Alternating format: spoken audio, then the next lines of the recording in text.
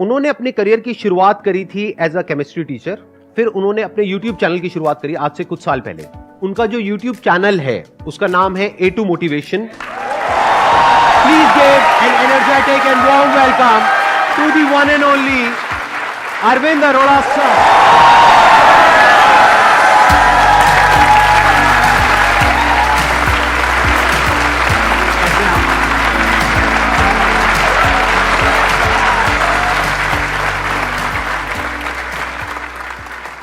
कितने लोग जानते हैं इनको? सारे जानते हैं, सबने इनकी वीडियोस देखी होंगी। इनके बारे में वैसे तो मेरे पास में बहुत कुछ है बोलने के लिए, और अगर मैं बोलता रहा, इनकी तारीफ करता रहा, जो इनकी पर्सनालिटी है, जो इनकी वीडियोस है, तो आई थिंक पूरा सेशन इसी में निकल जाएगा। लेकिन अगर मेरे को शॉर्ट में बोलना हो, सिर्फ एक लाइन के अंदर अंदर जो मैंने ऑब्जर्व किया, इस पूरी दुनिया की पॉपुलेशन कितनी है? 1.5 इंडिया की नहीं, पूरी दुनिया की पॉपुलेशन कितनी है? मोर देन 7 बिलियन, मतलब मोर देन 750 करोड़। उससे ज्यादा इनके चैनल के ऊपर व्यूज है।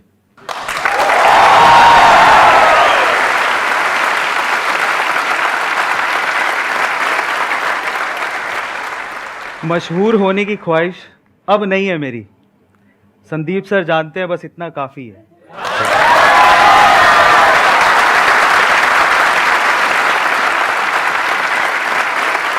हर बार हम लोग स्टेज पे आते हैं, हमारे लिए तालियां बजाते हैं यार।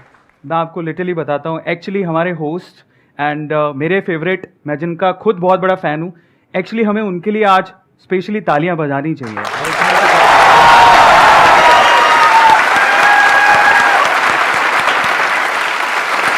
बैठिए बैठिए बैठिए। आज लेकिन इनका दिन है, तो आप जो भी पूछना चाहते हैं इनसे प्लीज आप बैठिए। इनके सवालों से पहले मैं एक लास्ट बार, उस टाइम नर्वस था सर। हाँ। मेरी दिली इच्छा थी कि मैं आपको गले लगाऊं, मैं आप ढंग से आपको गले लगाऊं। सर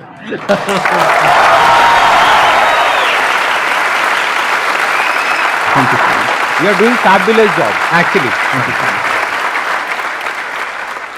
एक्चुअली मैं पहले एक ऑफलाइन टीचर था, और वो भी गेट की कोचिंग करवाता था। उसके बाद मैं एक केमिस्ट्री टीचर बना, उसके बाद मैं ऑनलाइन आया, और 2019 में A2 मोटिवेशन मैंने स्टार्ट किया था, जहाँ पर मैं फैक्ट और मोटिवेशन की वीडियोस बनाता हूँ, शॉर्ट्स।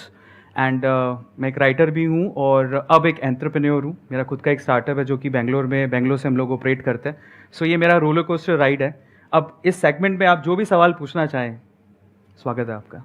आप रेगुलर वीडियो डालते हैं, पर डे मैंने जैसे आपके देखता हूँ कि आपकी वीडियो आती रहती है, तो उस कंसिस्टेंसी को कैसे बनाए रखने हैं आप? क्योंकि आपके बहुत सारे वर्क हैं, तो आप उसको मैनेज कर रहे हैं और साथ साथ वीडियो भी डाल रहे हैं। सर वो चीज़ मैं जानना चाह रहा हूँ। मैं जब YouTube पे आया था, तो मैं थोड़ा सा हमेशा फील करता हूँ कि जो आज का यूथ है, वो जब यूट्यूबर्स या सोशल मीडिया पे इन्फ्लुएंसर्स को देखता है, तो वो जनरली देखता है कि बहुत फेम है, बहुत पैसा मिल रहा है, उस वजह से वो लोग इस फील्ड में आना चाहते हैं। ये थॉट प्रोसेस थोड़ा सा नेगेटिव है, क्योंकि मैं इस वे में नहीं आया था। 2014 में मैं बताना चाहता हूँ कि मैं बहुत अपने आप को लकी मानता हूँ कि मेरे पास इतने 6 महीने के पैसे थे कि मैंने ब्रेक लिया। वो थॉट प्रोसेस बहुत इंपॉर्टेंट है, उसी के बारे में अभी बता रहा हूँ। वो 6 महीने का ब्रेक लिया, उसमें मैं खुद को एक्सप्लोर करना चाहता था कि मेरी कैपेबिलिटीज़ क्या हैं, मैं क्या करना चाहता हूँ। तब मुझे यूट्यूब की याद आई। मैंने कहा एक ऐसा प्लेटफॉर्म है जहाँ पे अगर मैं जो सीखा हूँ उसके अगर मैं एक वीडियो बना देता हूँ और उसे मैं अपलोड कर देता हूँ, तो मुझे अगर आप 10 साल बाद भी देखना हो, या मेरे बच्चों को भी सिखाना हो कि देखो मैंने ये इजाद किया था जिसकी वजह से मुझे फैसिलिटेट किया गया था, मैं एक वीडियो अपलोड करता हूँ, ताकि ये एक लाइफ टाइम तक सेव रहेगा। मैं इस वे से आया था। मुझे पैसा नहीं कमाना था, मुझे फेम नहीं कमाना था, मुझे अपने लिए वीडियो बनाना था, ताकि वो सेव रहे, ताकि 10 साल बाद भी भूल जाऊँ तो मैं रिकॉल कर सकूँ।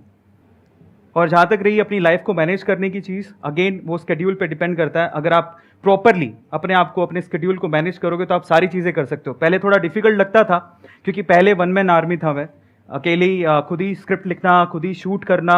उसके बाद एडिटिंग में कहीं ना कहीं एक एडिटर था मेरे साथ में, बट फिर भी वहाँ पार्टिसिपेशन था। लेकिन अभी टीम हो गई है, तो मैं थोड़ा टाइम मेरा बच जाता है, अगेन थोड़ा ज़्यादा ही बच जाता है। तो मैं उसमें थोड़ा बहुत एक बुक लिखी है मैंने, वो भी लॉन्च हो गई है, उस पर भी मैंने काम किया, और फाइनली मैं अपने स्टार्टअप पे भी काम कर रहा हूँ। So it's all about your scheduling. अगर आप अच्छे से टाइम मैनेजमेंट, जो कि स्किल संदीप सर भी सिखाते हैं, अगर वो सीख लें, अपने आप को मैनेज करना सीखें। और सिर्फ लिखने से कुछ नहीं होता, आपने पेपर पे लिख लिया मैं इतने बजे उठूंगा। Commitment is very much important. अगर आप अनुशासित हैं, कमिटेड हैं, तो आप आगे जा सकते हैं। और कई लोग अनुशासन को, यानी कि डिसिप्लिन को भी एक अलग तरीके से देखते हैं। उसका रियल डेफिनेशन ये नहीं है कि किसी भी काम को रेगुलरली करना, नहीं। चाहे वो काम आपकी पसंद का हो या पसंद का ना हो, फिर भी अपने फ्यूचर के लिए, अपने आप के लिए, अपनी फैमिली के लिए, अपनी सोसाइटी के लिए नापसंद होने के बावजूद भी अगर आप उसे कंसिस्टेंसी से करते हो, रेगुलरिटी से करते हो, दैट इज कॉल्ड डिसिप्लिन।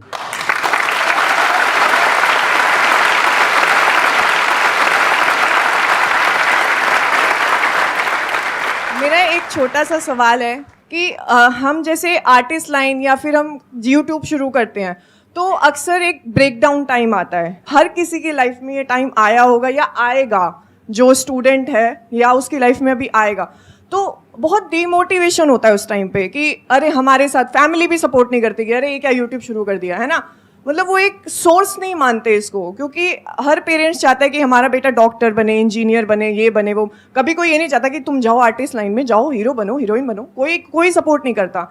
तो how to charge yourself? You know, आपने द परस्यूट ऑफ हैप्पीनेस अगर देखा हो तो वो हमेशा एक ही बात बोलते हैं, प्लीज प्रोटेक्ट योर ड्रीम्स।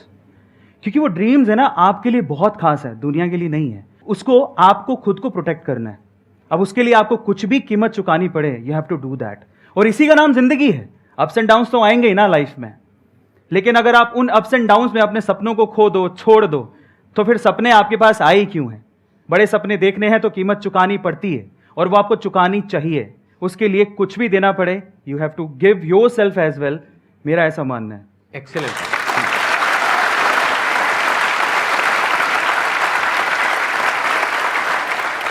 मैं आपको बताता हूँ कि ये बात है, जब मैं बहुत छोटा था, मेरे मामा, मेरी नानी, हम लोग सब साथ में बैठे हुए थे, तो मेरे मामा ने मुझसे पूछ लिया कि जैसे बाय द वे तू करना क्या चाहता है?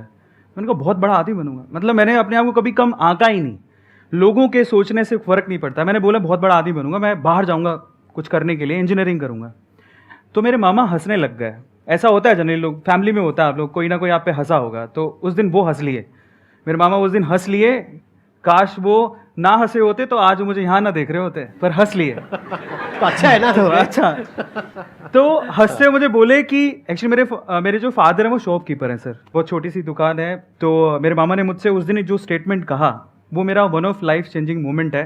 ही वो सेइंग कि मैं तेरे पापा को जानता हूँ, तू कल भी दुकान पे बैठता था, क्योंकि मैं 7 साल की उम्र से दुकान पे बैठ रहा था, कि तू कल भी दुकान पे बैठता था, आज भी दुकान पे बैठता है और कल भी दुकान पे बैठेगा। मैं मन में क्या सोच रहा था पता है? मैं बहुत छोटा था। मैं मन में क्या सोच रहा था, यार इसने मेरा भविष्य लिख दिया, कमाल है, मतलब प्रेडिक्ट कर दिया। अब ये भविष्य ऐसा होना नहीं चाहिए, उसकी जिम्मेदारी मेरी है, उसको तो बदल के रहूंगा।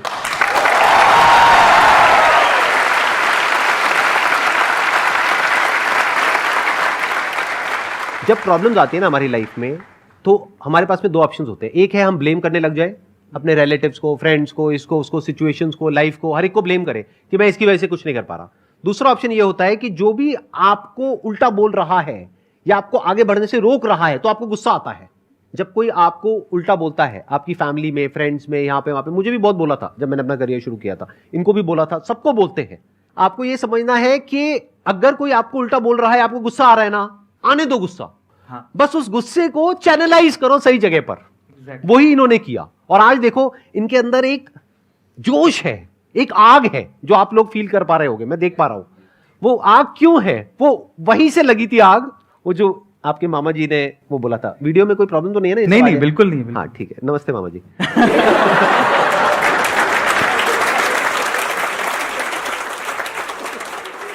मैं आपसे पूछना चाहता हूँ कि how to be clear on thoughts, मतलब जो हम सोचते हैं और उसको इम्पोज भी करना है। और कई बार डिसीजन मेकिंग में भी हमें मतलब दिक्कत हो जाती है कि कोई डिसीजन ले तो लेते हैं लेकिन उसको अप्लाई नहीं कर पाते। बहुत अच्छा सवाल है। क्लैरिटी में एग्जांपल देता हूँ, ज़्यादा इंपॉर्टेंट है। मेरे फादर मुझे जाने नहीं देना चाहते थे बाहर। मैं इकलौता था, शॉप थी, उनको ये था कि संभालेगा कौन। तो हमेशा जब भी मैं बाहर जाने की बात करता था तो वो कहते थे कि नहीं, पॉसिबल नहीं है। जैसे भी जिद करके मैं निकला बाहर, क्योंकि फादर का कहना था कि भी 2 सिस्टर हैं, शॉप पे कौन बैठेगा, उनकी शादी भी करनी है, जो होता है नॉर्मल फैमिलीज़ में। पर फिर भी लड़ वड़ के साइन करवाया, एजुकेशन लोन लिया, निकले बाहर। अब क्यों गए थे ज़रा समझने की ज़रूरत है। विजन ये था कि मुझे फैमिली को प्रूफ करना है। मेरे मामा जी ने कहा कि भैया तो कुछ कर नहीं सकता, मेहनत करके सिलेक्शन हुआ है। पापा ने एजुकेशन लोन पे साइन करने तक से मना कर दिया था, फिर भी जिद करवा के किया। क्यों किया? वो इंपॉर्टेंट था कि मुझे मेरी लाइफ में कुछ करना था, मुझे इंजीनियरिंग करनी थी। अब क्लैरिटी थॉट क्या है ज़रा समझते हैं। यहाँ से मुझे मेरा करियर बिल्ड करना है। बहुत कुछ पीछे सुन के आया हूँ, और बहुत कुछ लोगों को बताना है और प्रूफ करना है। लेकिन जब मुझे मौका मिला तो मैं भी बहक गया। जब बाहर निकला मैं तैयारी करने के लिए सर, तो अगेन पता नहीं कैसे बताऊं, बट वहां पे एक लड़की थी। बाहर जाने के बाद जब हवा लग जाती है, फ्री हो जाता है इंसान, उसी की तरफ दौड़ता है। तो मेरे साथ सेम हुआ। उनको जब पहली बार देखा मैंने तो बस दिल के तार बज गए, पता नहीं क्या हुआ। पर एक बात मैं बोलता हूँ यहाँ पे, अगेन करने कुछ और आया था, पढ़ाई करने आया था, तैयारी करने आया था ताकि मेरा कॉलेज में सिलेक्शन हो, लेकिन वहाँ पर इस चीज़ में अगेन साइड में हो गए, डाइवर्ट हो गए। बिकॉज उस टाइम पे क्या, मुझे एनर्जी बहुत थी, जैसे आज आप फील कर रहे हो इससे 10 गुना ज़्यादा थी। मुझे ऐसा लगता था मैं बहुत कुछ कर सकता हूँ, लेकिन वो जो एनर्जी होती है उस टाइम पे स्कैटर्ड होती है, इस वजह से आप बहक जाते हो। लेकिन उसे अलाइन करना बहुत जरूरी है और उसके लिए एक पर्सन चाहिए जो आपको समझ सके। तो मुझे लगता था कि यार ये मेरी फ्यूचर वाइफ हो सकती है, ऐसा करके। यस। जिन लड़कों को प्रॉब्लम होती है ना, जिनको लव एट फर्स्ट साइट हो जाता है, उनसे ना मैं आपको एक सवाल पूछता हूँ। सवाल ये है कि जिस मोहतरमा के ख्यालों में आप 24 घंटे मशरूक हैं, जिस मोहतरमा के ख्यालों में आप 24 घंटे मशरूक हैं, वो सिर्फ आप ही की है, इसका कोई प्रूफ है?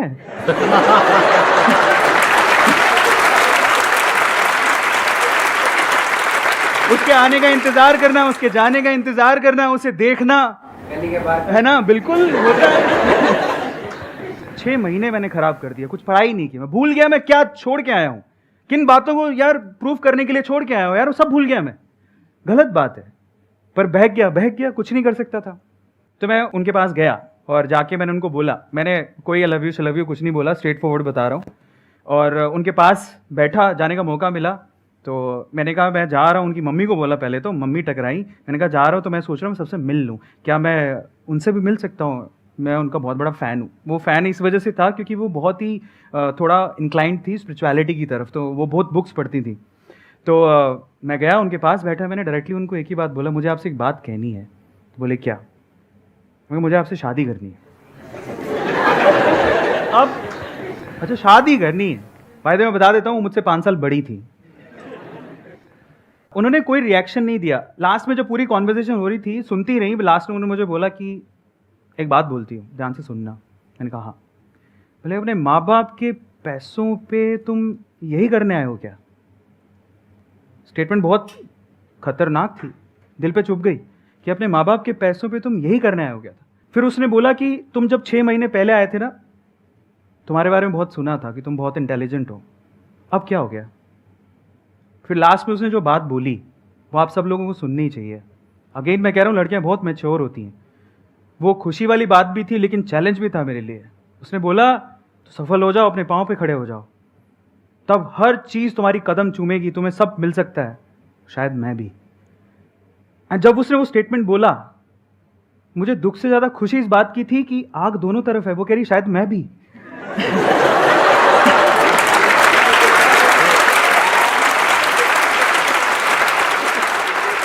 आज वो मेरे साथ है और मेरी सफलता में उसका पूरा हाथ है।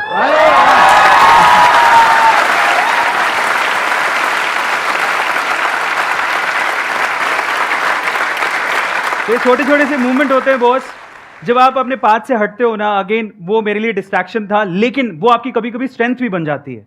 अगर मैं सीधे चले जाता, ठीक है, मन में रख के, पर वो मैंने वो रिस्क उठाया। रिस्क है तो इश्क है। रिस्क उठाया तो सामने से स्टेटमेंट आया, समझ में आया कि हमें करना क्या है, फाइनली उसी पाथ पे दोबारा आ गए। तो आपकी लाइफ बनती है, बिगड़ती है आपके आसपास के लोगों से, जो आप चूज करते हो।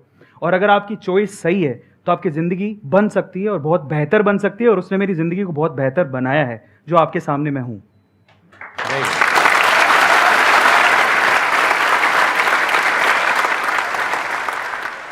क्वेश्चन ये है कि आपने जैसे बोला कि दैट बर्निंग फायर होना चाहिए या कुछ है, अगर वो स्टिल एग्जिस्टिंग है, but being a special educator क्या रहता है कि हमारा तो वर्क है, but parents are also expecting more as compare to the main streaming student. तो that exertion on the existing job और वॉट एवर द करियर अगर होता है तो वो कैसे मतलब रिजॉल्व होगा? अगर आप करियर को चूज कर रहे हैं तो प्रॉब्लम ये होती है कि दूसरों की एक्सपेक्टेशंस क्या हैं, दूसरे क्या सोचते हैं, कौन सा करियर बेहतर है, कौन उस करियर में अच्छा कर रहा है, हम वो फॉलो करने की कोशिश करते हैं बजाय अपने पैशन को देखने के। मैं बड़ा खुश हूं इन्होंने कहा कि मैंने उस करियर को चूज किया, जनरली लोग जाते नहीं है। बहुत बढ़िया बात है यार, मानना पड़ेगा, बिकॉज आप लोग बहुत बढ़िया, बिकॉज आप लोग समझ लीजिए कि आपको जो शोशा वाली जिंदगी दिखती है ना, इन्फ्लुएंसर्स वाली, वो दिखने में अच्छी है, उसको मेंटेन करना हार्ड है। आप सिर्फ उनको देख के मत जाओ, आपका कोई पैशन या स्किल सेट है तब आप जाओ। और इंडिया को सिर्फ इन्फ्लुएंसर्स की जरूरत नहीं है, बाय द वे। हमें बहुत सारे फील्ड में, हमारे इंडिया में यूथ बहुत अमेजिंग है, बहुत। लेकिन प्रॉब्लम क्या है, सोशल मीडिया पे दिखता है तो हम फॉलो करने लगते हैं, अपने पैशन को भूल जाते हैं, या आपका जो स्किल सेट है, जो आप जिस चीज के लिए बने हो, वो भूल जाते हैं। करियर पे ध्यान रखिए, अपने करियर को चूज करने के लिए, दूसरों को दिखाने के लिए या दूसरों के एप्रिसिएशन के लिए करियर को चूज मत करो, या दूसरों के एक्सपेक्टेशंस पर खरे उतरने के लिए अपने करियर को चूज मत करो बॉस। अगेन कह रहा हूं, जिंदगी आपकी है, सपने आपके हैं, आप अपने हिसाब से अपने करियर को चूज करिए। आपका पैशन क्या है, आपकी पॉजिटिविटी क्या है, आपके कैलिबर्स क्या है, उसके हिसाब से अपने करियर को चूज करना बहुत जरूरी है। मैंने अभी थोड़े दिन पहले एक स्पिरिचुअल गुरु है, she is really amazing, Jaya Kishori ji, उनके साथ एक पॉडकास्ट किया था, उनका नाम लेना चाहूँगा मैं, और वो पॉडकास्ट अभी रिलीज़ हुआ है। तो उनसे मैंने एक चीज़ सीखी। देखिए, लोग आपको बहुत कुछ कहेंगे, बहुत कुछ, वो गाली भी निकालेंगे, आलोचना भी करेंगे, they will abuse you, they will criticise you. यार वो लेना नहीं लेना आपके हाथ में, इग्नोर कर दो, छोड़ दो उसको। हार्ड है, लेकिन अगर आपने ये कला सीख ली कि दूसरों के क्रिटिसिज्म को कैसे एक एक लाइन के बाद, एक बाउंड्री के बाद अपने तक आने ही नहीं देना है। अगर आपने 200% किया है ना, that's it, straight forward, simply बोल रहा हूं, दूसरों की क्रिटिसिज्म को भूल जाओ। अगर मन से सेटिस्फैक्शन है ना कि मैंने बच्चों के लिए बहुत दिन रात मेहनत की है, 200% दिया है, क्रिटिसिज्म मैटर ही नहीं करता, जब तक आपका मन आपको अप्रिशिएट कर रहा है। और आपके मन का अप्रिशिएशन बहुत ज्यादा मायने रखता है।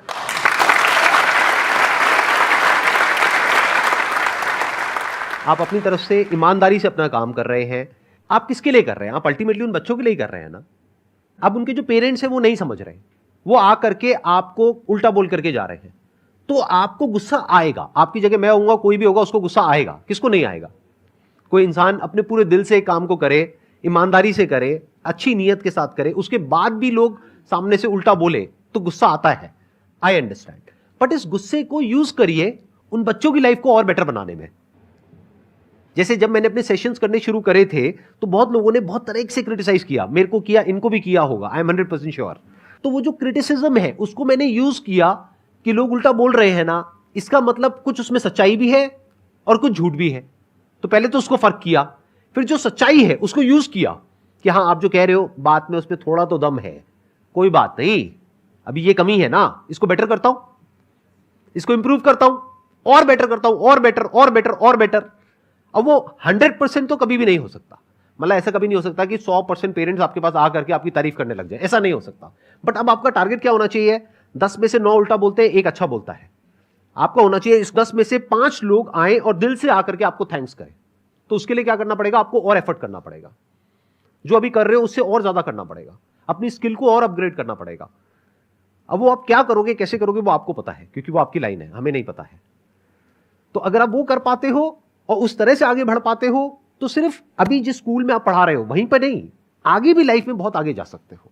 अपॉर्चुनिटीज बहुत है, और उन्हीं लोगों के लिए है जो इस तरीके से लाइफ में आगे बढ़ते हैं। क्योंकि अगर उनके कहने पर आप रुक गए तो नुकसान किसका है? इसको ऐसे देखो, आपने कहा कि अब मैं अपना जो काम कर रही हूं ना, उसको अच्छे से करने के बाद भी कुछ मिलता तो है नहीं, मतलब अपना काम अच्छे से करने के बाद भी उल्टा ही सुनने को मिलता है, तो काम करना ही क्यों है? भाड़ में जाए, मुझे क्या फर्क पड़ता है। ये भी एक अप्रोच है बहुत लोगों की कि हम काम करते हैं, एप्रिसिएशन तो मिलता नहीं है, जॉब करता हूं, यहां पर कमियां तो सब निकालते हैं, तारीफ कोई करता नहीं है, अच्छी क्वालिटी कोई देखता नहीं है, तो मैं अपना काम ढंग से करूं ही क्यों? तो इसमें नुकसान किसका है? कभी सोचा है? शॉर्ट टर्म में चलो उस इंसान का नुकसान है, जो एम्प्लॉयर है उसका नुकसान है। लॉन्ग टर्म में किसका नुकसान है? एम्प्लॉय का, क्योंकि वो एम्प्लॉय वहीं पे स्टक हो जाएगा, वो बेकार हो गया उस कंपनी के लिए भी और कंपनीज के लिए भी।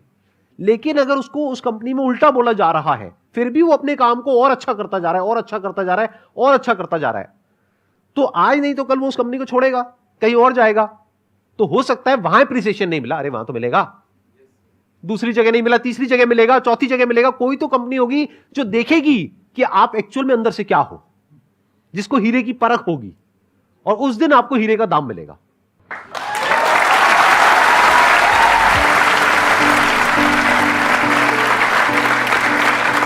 It was Really a pleasure meeting you and pleasure talking to you. Thank you so much for coming.